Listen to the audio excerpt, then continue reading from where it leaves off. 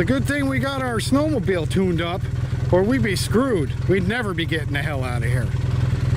How's it look? Good? All right, let's get this thing fired up, buddy.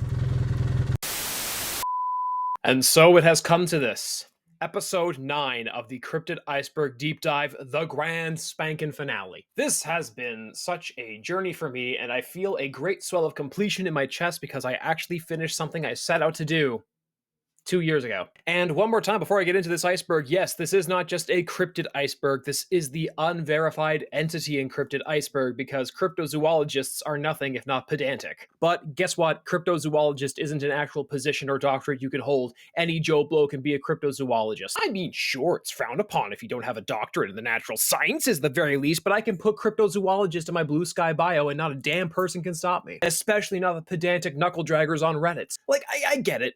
I get it. When you really think about it, stuff like the fearsome critters and stuff like the Flatwoods monster and stuff like the Hopkinsville goblins are probably not cryptids. Stuff like the Umibozu is a yokai. Stuff like ghosts and poltergeists, they aren't cryptids, they're supernatural entities. And of course, you have stuff like the Rake, which isn't a cryptid, it's just a creepypasta, but I already talked about how it's a creepypasta. So the guy saying I have no credit because I put SCP-682 in one of my thumbnails, well, that's because I was talking about the Sakhalin Island sea wolf.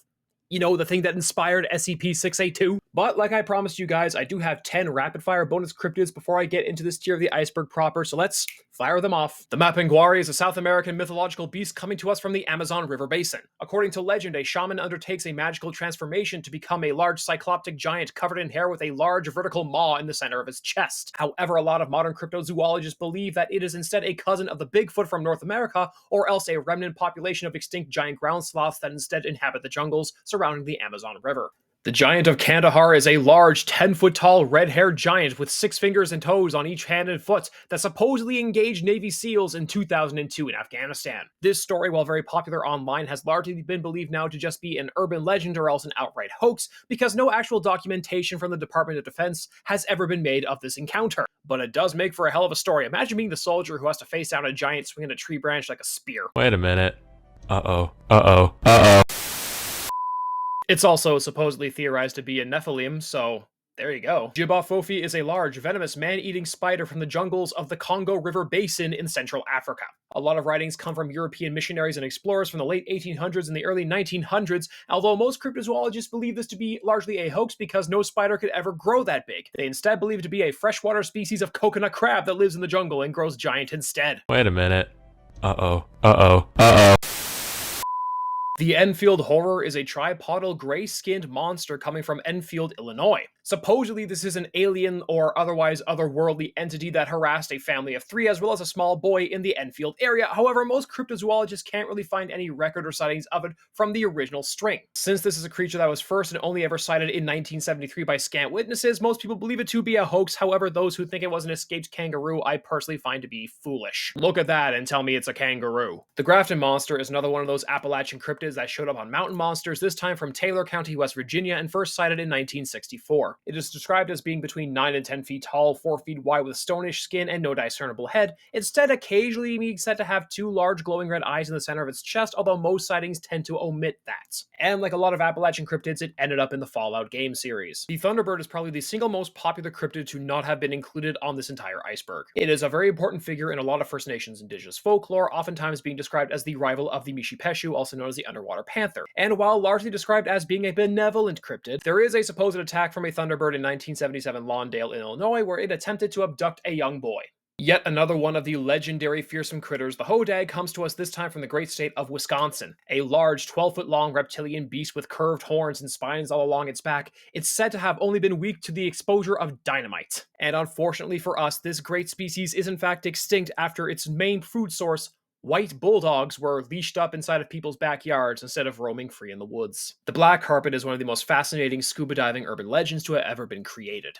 A colonial protozoic organism that scavenges carrion from the seafloor, stretching anywhere from 10 feet long to thousands of feet long because it is a colony of various microorganisms as opposed to one singular animal. And while the story sounds too good to be true, that's probably because it was. The first ever recorded sighting we have of it is an urban legend posted to everyone's favorite Mongolian basket weaving forum, 4chan. Because it wouldn't be one of these videos if I didn't talk about something first sighted on 4chan. The Honshu wolf was a small subspecies of the gray wolf endemic to the island of Hokkaido in Japan. While largely believed to have gone extinct in the 1930s, a photographer by the name of Hiroshi Yagi did take several photos of this animal over the course of the span of an hour when he saw it on the side of the road. This is one of those photos. There are 42 more just like it in similar or exact quality to this. Various poses, various behaviors. This creature is still alive given the amount of sightings and photographs and even wolf-recorded howls that we have from the region in the years since. And because it wouldn't be a cryptid iceberg without talking about extant species of dinosaur, the stoa comes to us from the Patagonian region of South America and is supposedly a living remnant population of Carnotaurus. I give them points because at least Carnotaurus was actually endemic to Patagonia. It's still not alive though.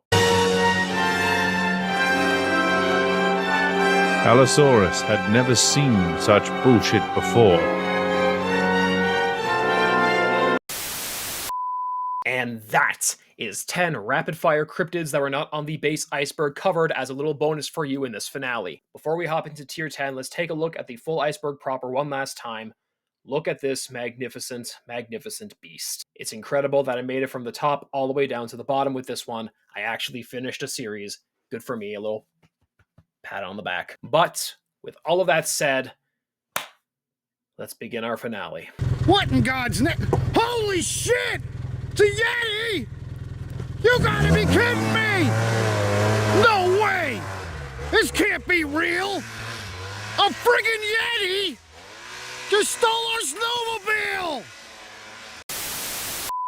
So, accounts and reports of horned cats aren't exactly an uncommon phenomenon in the world of zoology. Every so often we'll get wild cats or domestic house cats who have an overabundance of keratin growths coming out of their body, occasionally on their forehead appearing to be like, well, horns. But horned demon cat specifically refers to a sighting that took place during the London Blitz. In 1943, a man named Leland was hiding in an abandoned derelict house during the London Blitz in an attempt to shelter from the bombs. While inside, he saw what he described as a large, horned tabby cat with dark red fur and a demonic hissing. It jumped down the staircase to attack him, disappearing before it hit the floor, and Leland quickly fled the house. He then went to consult a local clairvoyant by the name of Pendragon. No, I am not making this up. Pendragon, upon being informed of this account, picked out the exact house on a map, as well as receiving visions of several unholy satanic sacrifices wherein cats were literally ripped open on a stone altar, by the dozens, presumably.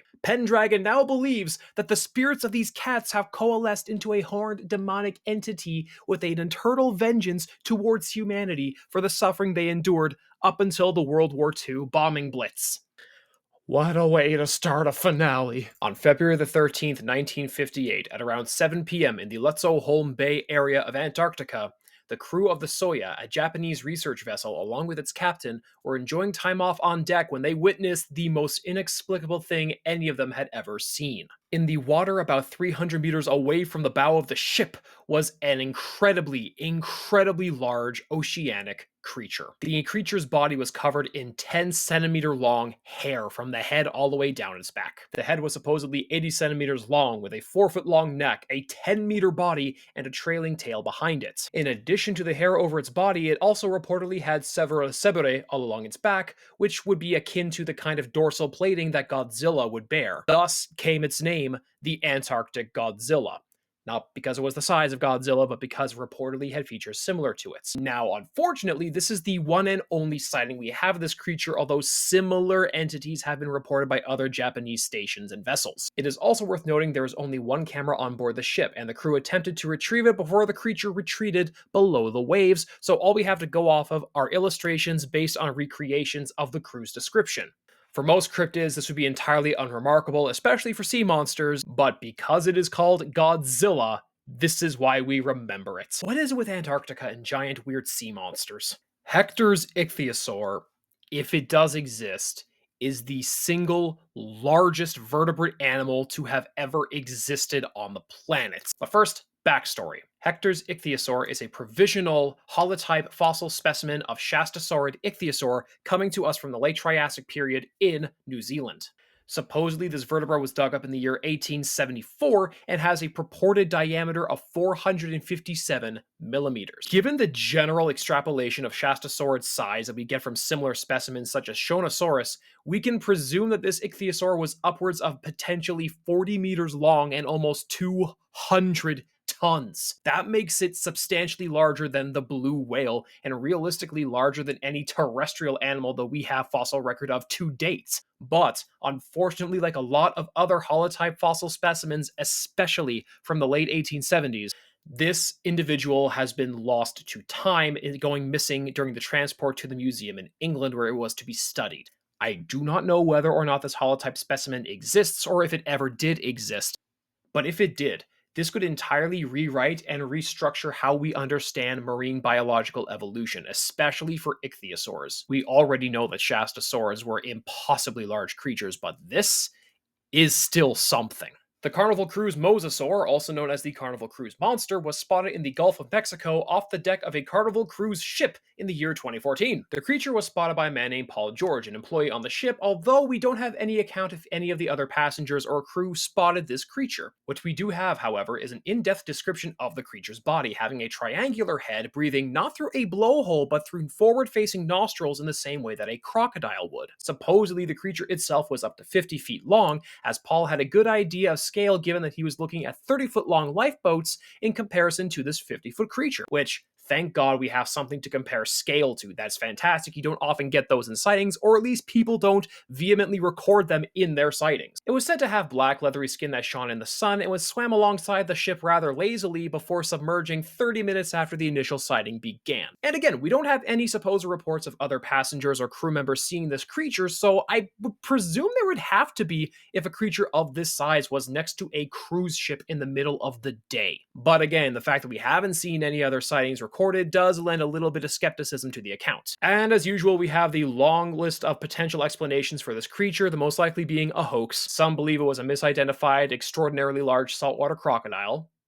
Weird. Some think it was an extant member of the Basilosaurian family. Some think it was a misidentified fin whale, which I think could possibly be the ID. Some think it was a beaked whale, which again could be the potential ID. However, the thought that it is in fact a large mosasaur is the most popular theory and the one that most cryptozoologists grip to, and honestly, I can't even blame them. I think I might owe the Crocodingo an apology. This might actually be the one that does me in. The Tuscumbia space penguins. Extraterrestrial, possibly interdimensional penguin creatures in spacesuits. You know that Cubo show 321 Penguins? Yeah, basically that. Pompadours and all. On February the 14th, 1967, a then 64-year-old farmer by the name of Claude Edwards spotted the most inexplicably and ostensibly extraterrestrial encounter he would ever have in his life. Edwards woke one morning to the panicked sounds of the cattle in his field, and upon investigating, came upon a UFO sitting in the middle of his field, startling the herd. The UFO itself was being described as a large mushroom-shaped craft with an almost green, silken shine to it. Beneath the hood of this UFO, however, was a group of 3-foot-tall alien creatures scurrying beneath in the pale light of the morning sun. Edwards described them as being little green penguins. Not that they were penguins colored green, but that they were penguin-like entities, flippers, legs, stubby walking, in green spacesuits with black visors or masks and some sort of a gray breathing apparatus on their face that resembled a beak. Now, despite the fact that there were several unknown and possibly dangerous entities in the middle of his field under a mushroom-shaped spacecraft harassing his livestock, Edwards thought the smart thing to do would be an American grabbing his rifle and entering the field, and he got within 15 feet of these things. Supposedly, the only reason he did not get any closer is because he was stopped by some sort of an imperceptible barrier or force field projected by the creatures. Now, instead of him, aiming his gun and firing, he instead picked up a rock and threw that at the spacecraft, actually hitting it. There was a metallic thud supposedly reported, and somehow a rock got through, but he did not. And the penguins took one look at this guy, one look at their ship, one look at the rock, hurried inside, and shot off back into the sky. Now, We still have no idea what these things wanted or what they were doing. There was no residue or footprints left behind. There was no radiation even when it was investigated later. And Edwards never saw them again. But supposedly these same creatures were reported in 1971 in Finland by 2 construction workers. So maybe, just maybe, instead of the Garson invaders, we have much more frightening things to worry about. Space penguins! After the space penguins, this feels almost banal. But giant leptocephalus. A leptocephalus, also known as slim head, is a larval form of eels, specifically marine eels, most commonly in the Colocongoridae family, so deep-sea conger eels. Now, this entry in particular comes from a specimen supposedly 1.5 meters long, discovered by Peter Henry John Castle. That man has 3 first names. I'm calling shenanigans. And again, Castle wrote about this in the year 1959, and he was already a well-venerated and respected expert when it came to deep-sea eels, as well as general eel taxonomy and morphology. According to his estimates, this would indicate an adult form close to 30 meters long if we're taking general size equivalencies of infant eels to fully grown eels.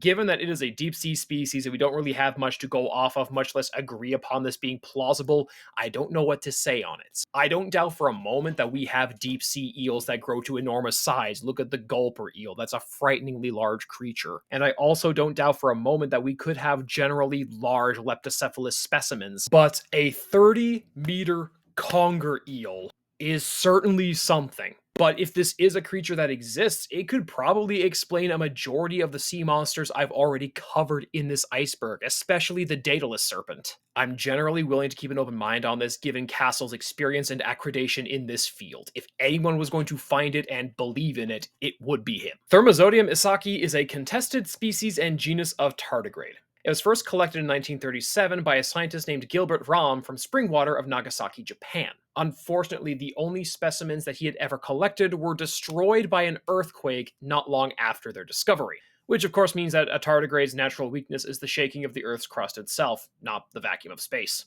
Given the fact that it was only ever discovered, known, and studied for very scant weeks in 1937, most people nowadays contest its existence ever having, existed. This was most recently analyzed in a paper by Grothman et al. In 2017, which supposed that Rahm himself simply misidentified an already existing species of tardigrade, but again, the jury's out because we only found it once. But only a single guy found it once and nobody else ever saw it, so who knows if it ever existed. That just feels like cryptozoology in a nutshell. It was only seen once and only by one person. Who knows if it ever existed? And to round off this entire iceberg, the final entry I get to talk about, WAMP. Palatasaw Lakeshore Kearney, also known as the WAMP, is a fearsome critter. Described as a cat the size of a raccoon with an abnormally long tail possessing a salt shaker on the end, it salts the roots of trees. Now, while most cases this would cause the trees to die rather horribly, the WAMP does this with specific purpose, to entice deer to lick the roots. It then goes on to alert other deer in the area that it has salted the roots of the trees. As a result, hunters in the Appalachian Mountains tend to really enjoy the WAMP because it makes for a really good way of finding deer in the middle of deer season. This is I can't even say the silliest fearsome critter. It's one of the silliest. But man, oh man, WAMP. WAMP. And there you have it. The entire unverified entity and cryptid iceberg is finally complete. I want to give one last big shout out and thank you to Thy Cheshire Cat for all of the work you put into this. It has been an absolute blast and a treat to go through this iceberg. I cannot thank you enough for this opportunity. I learned so much, and I managed to enjoy cryptozoology that much more after going through it.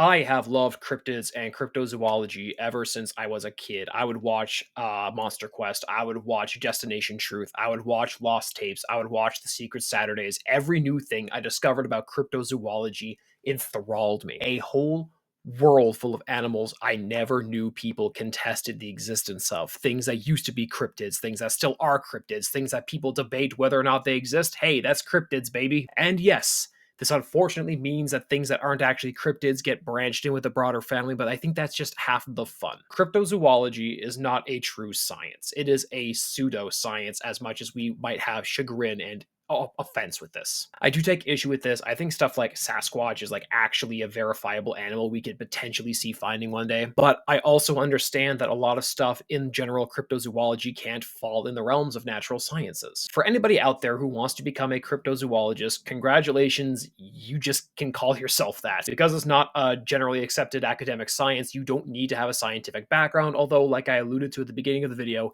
generally it helps to have one. But go out there, look for the unsearchable, take pictures, document what cannot be documented, question what you see. There's always new things to discover and find out about the natural world. Once more, and for all time, God bless. Thank you all for watching. The 50s and 60s sci-fi iceberg is next. WAMP. You all right? Yeah, thumbs up. Looks like we're stranded here for a couple days.